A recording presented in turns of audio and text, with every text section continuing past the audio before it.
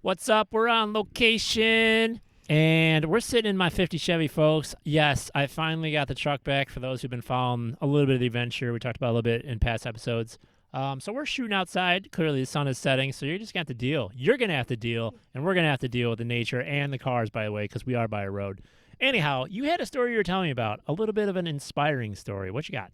Right. Just when you think humanity is at its worst, you hear things like this and you're like, wow, there is goodness left. People do discern and try to figure out what to do their best. So I have a friend who is working part time, also a mother of four, I believe. I should know this, but husband works, but still, inflation is crazy and times are tough no matter what. And so anyways, last year she had an unfortunate situation where her pregnancy was quite traumatic actually, and she lost her baby. They lost their baby after 24 hours of the baby being birthed. And so there are so many complications. This baby didn't have a nasal passage. The ears were attached. The lobes were attached to the head. There were tons of holes in baby's heart, and there were just a myriad of problems, which would have required several surgeries and maybe not have been very successful. And so they ended up birthing the little baby and then just spending the last 24 hours of his life with him and loving him and nurturing him. So that's not the inspiring story, though that is a beautiful story. I presume that she had to take a lot of sick time after this. She was very traumatized and had to go see doctor after doctor, therapists and counselors, and she just really didn't have sick leave. And besides being part-time, she didn't get a lot of the benefits as many other jobs allow. She just didn't have a lot of time, and so she wasn't going to be able to take maternity leave with this new baby. She and her husband did discern that they should have another baby, which was a leap of faith in itself. So they have a baby due in July, and a few weeks ago she was just telling us man, I don't know what we're going to do. I don't have any maternity leave. I used up all my sick days, and I don't know how we're going to go the next 6 months without my paycheck. Right, because the other baby was literally about a year ago, so she's on the same clock of whatever, vacation time or sick time or whatever, right? Yeah, exactly. And so, we were all kind of praying for her and just, hoping that things would work out. Well, someone else did some discerning. Someone else at their church decided that or realized that she had extra money that she didn't know what to do with. So she prayed and asked God what to do with this extra sum of money that she had, which is very generous, right? Instead of being okay, I have this extra money, I'm going to go on vacation, she actually asked God what to do with this extra money. And she discerned, she heard about my friend's story and not having maternity leave, and she discerned that she should give $6,000 to my friend to cover the maternity leave, which was the amount that she needed to cover that time frame. And so my friend told us this about a week ago, and we were just rejoicing. What a discernment story. My friend discerned after that traumatic pregnancy, she and her husband discerned to have another child. That's a leap of faith. After, she's still dealing with the death and the loss of their son. And so to trust God with another life, that's a real testimony to faith. But then to see someone discern what to do with money, you don't hear about that. The goodness of people really does exist, that people do care about helping others, and especially when they're people of the Lord and the Lord is their vision, they're going to be more likely to discern how to help others. Yeah. We've been talking about discernment a little bit here and there on our different episodes. It seems to be just something we keep coming back to. Perhaps the Lord wants us to really dig into this. So both Melissa and I do a lot of discernment in our own lives. And when you were telling me this story yesterday, it just struck me, what if everyone discerned? Okay. Now, can everyone do it? I would think it's probably possible, unless maybe, I don't know, could someone with a really handicap, I don't know, maybe they can't, but maybe they still could. But anyways, I was just it only seems like there's a small percentage of the actual church-going people out there or believers for that matter, who actually do this discernment process, right? So that is very interesting to me. So I got to thinking on that thought, like if everyone discerned, which I get it, like this is Earth, like people we struggle ourselves, right? Discern. Sometimes I probably discern things wrong, and then I figure out later, like, wow, it really wasn't your will. I made that answer up, right? So it's tough for us humans who are flawed to all discern correctly, perfectly, and for it to be a perfect world, like it's heaven, and there's no like error in judgment and discernment and prayer, right? So that I get that it's probably not possible. But if we did develop our prayer life more, like, wouldn't things just be more peaceful? You know, I'm thinking of like Acts when people sold like their land and all this stuff, and they put the money at the apostles' feet, right, to do whatever. And they said the community, everyone had what they needed, not too much, not too little. Now, I don't really think that's discernment, but that like desire to just give it over to the Lord and like watch what He can do. And I'm not talking about communism, okay? Because you can think of that. Oh, we'll just all turn it in and let the apostles' government run it. No, it's not like that. But anyways, I was thinking about the current war, Ukraine, Russia, right? Okay, before I get into that, a long time ago, a buddy and I had a house, right, a man house before we all got married and stuff. And so he had gotten married while we were like all living there with a bunch of dudes. So him and I owned this house. He moves out, and then like he gave up his bedroom, obviously, right?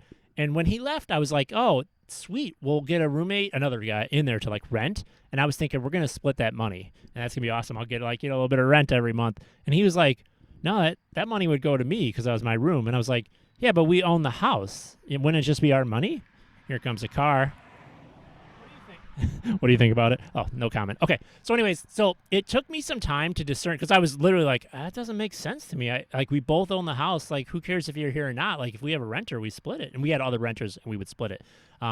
But eventually, like to his surprise, the Lord like turned my heart. Even though he moved out and chose to do that, I started to understand, well, I'm getting the value of still being in this house while he gave up his value of living in this house. It doesn't matter that he went and lived somewhere else. Like his bedroom was like, anyways, the rent, and it made sense to me. And like both of us were discerning. He's a Christian too, and like he was like, I don't think he knew what the Lord was doing in my heart because I'm like, hey, you ready to talk about it? And I didn't like give any hints. Like I had totally turned like into like I was agreeing with the decision that he had initially thought about. And he's like, you can just tell by my, he's like, oh shoot, Lucas he's not on the same page. Brian's not on the same page.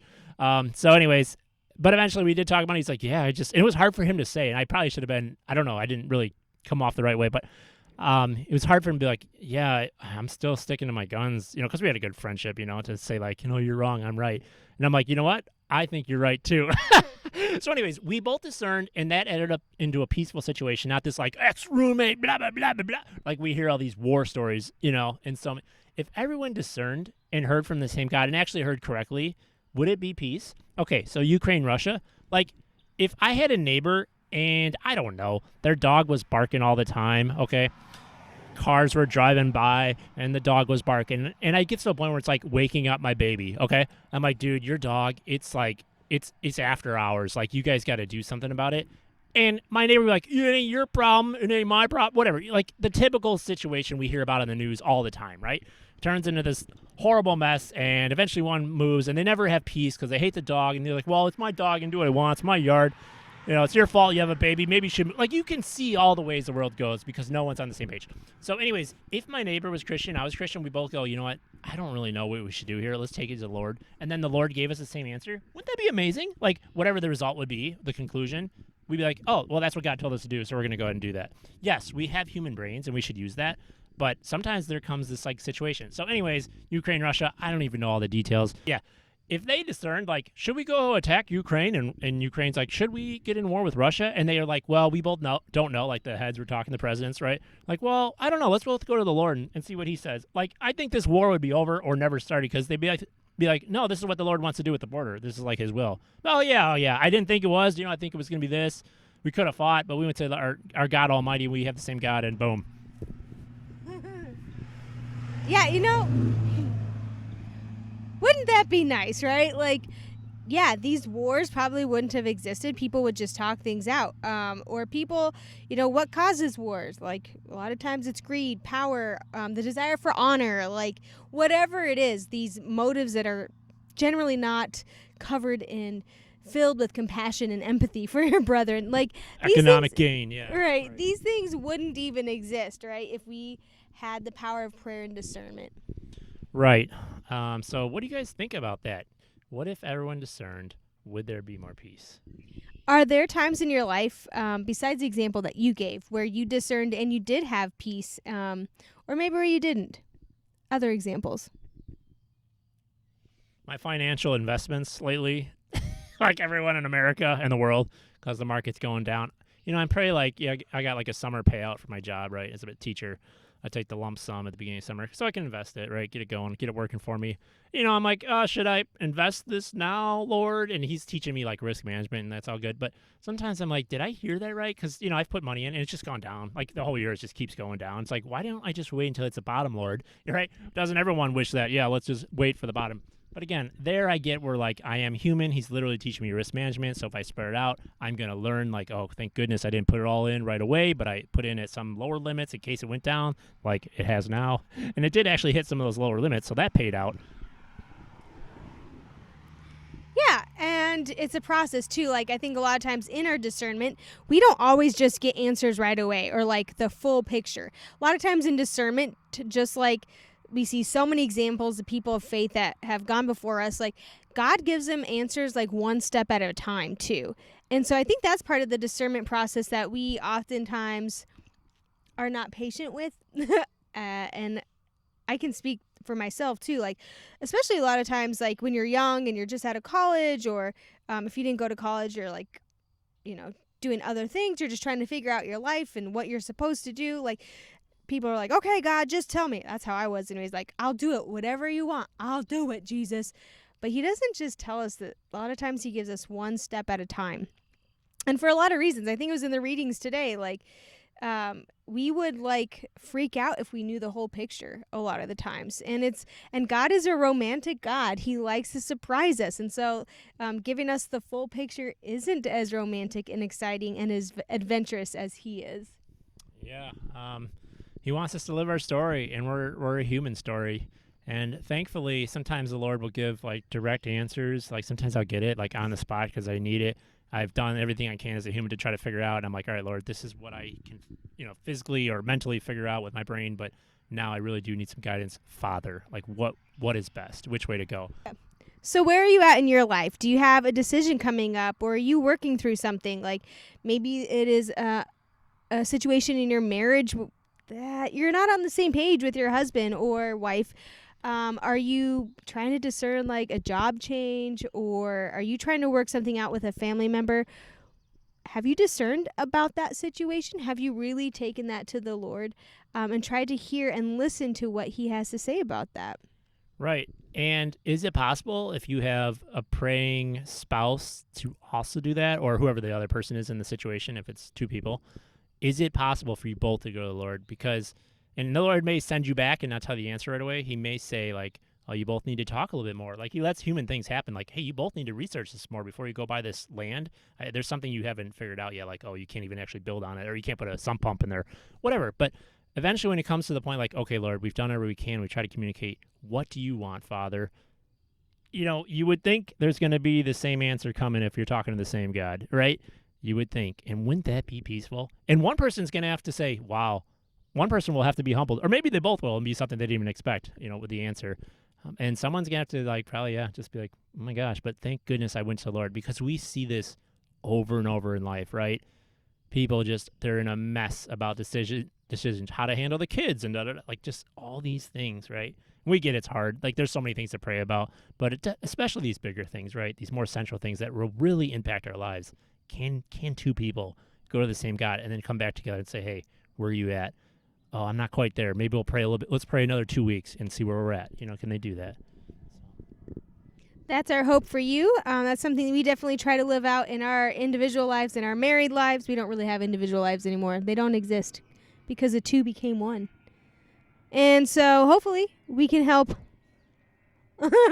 So hopefully we can give you more examples in upcoming episodes about how we discern and how it really does bring a lot more peace in our marriage and in our everyday. Let us know your thoughts. I think, hon, that's a wrap. Ciao, ciao.